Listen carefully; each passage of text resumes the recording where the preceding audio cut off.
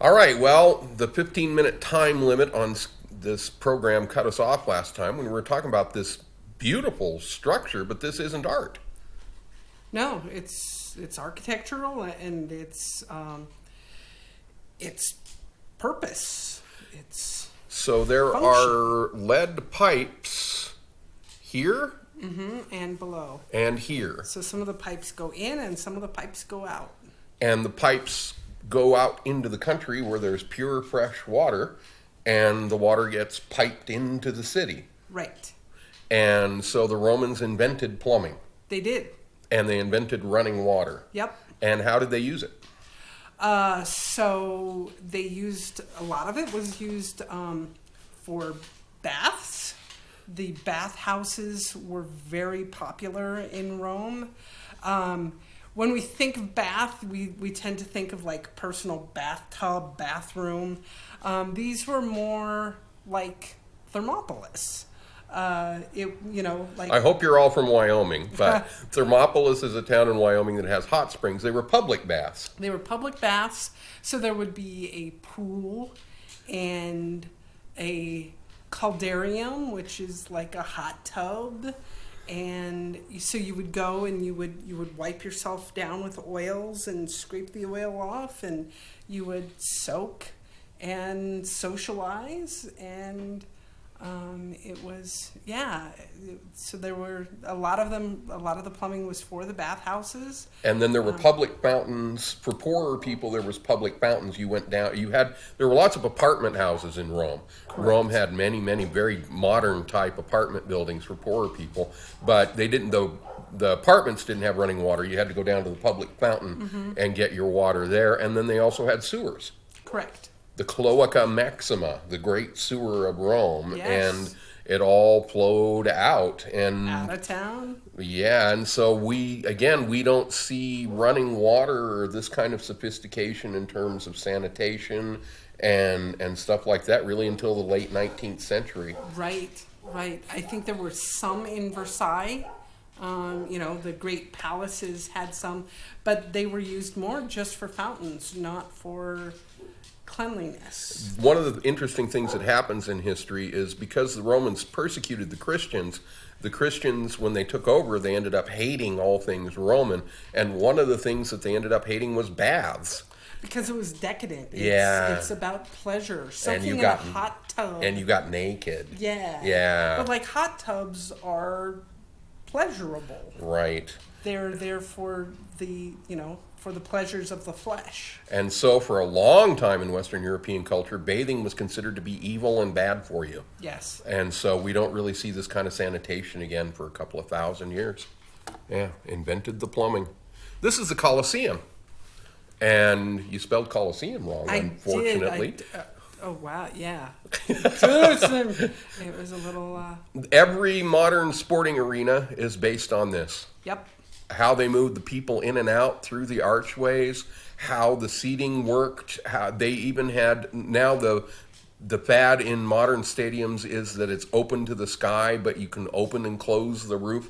The Romans had all of that 2,000 years ago. All of it was already invented. Yep, the bela, the roof coverings, yep. Again, made out of cement and using arches because they're architecturally sound, and you can layer on arches. Yeah, pretty impressive. Another view of the Colosseum. Notice that there are Doric, very plain Doric, those are pilasters, aren't they? Not full columns. Doric pilasters, those half-round columns. And then when you go up a level, we move to Ionic. Yep. And then at the very top, the more complex Corinthian capitals. But all of this predicated on being able to use the arch for strength and to be able to get people in and out. Mm-hmm. Yeah. More of the Colosseum. Yeah. So this is the Colosseum. There would have been a floor. We're looking under the floor here. The floor would have extended from here across to here, and this whole circle here would have been covered, and all this structure that we're seeing underneath here was under the floor. And what was it used for? It's kind of the backstage area. So for gladiatorial events, the gladiators would wait down there. When we have, people battling lions, there would be cages down there to keep the animals so that you could bring them up as needed. It's... Recent research has suggested that the gladiatorial events were not quite as bloody to human life as had been previously thought. Of course, many times they battled wild animals, and the wild animals were killed. Or sometimes they would have wild animals fight it out, a bull and a bear, or a tiger and a bear, or something like that. But as far as the human gladiators, it now appears that many of they were just athletic contests, and they weren't actually to the death, as had been depicted in the past. So, as always, new research comes out and we learn more. I presume the closest seating would have been for the bigwigs. Yep. And cost the most, and then the seats got cheaper as we went up, just like in Shakespeare's Theater or just like at Dodger Stadium. Yep. Yeah, pretty much nailed down the architectural plan for sporting events here at the Coliseum. Sports and gladiatorial contests were hugely popular in Rome. Everybody went. Bread and circuses. Bread and circuses is how you keep the citizens happy. Feed them and give them entertainment, and the citizens won't revolt. Louis XIV should have learned that one. Yep. Now we're looking at some sculptures. We won't see this kind of realism again in sculpture for a long, long time. The Romans had sort of a warts and all philosophy, although this being an emperor, he's pretty handsome. Yeah, well, this is him young, and so there might be some enhancement, but for the most part, the Romans were very much into realism in their sculptures. Like in the Renaissance, we're going to get into more idealized sculpture. The Greeks were into the ideal human form, those celebrating stylized Kouros statues that were so perfect. And Critios boy, although he's much more realistic than the Kouros sculptures, he's still very idealized in terms of his physique. Even the Hellenistic sculptures that looked like real people, they were still idealized real people. Like this here, Nero, obviously had kind of a little jowly.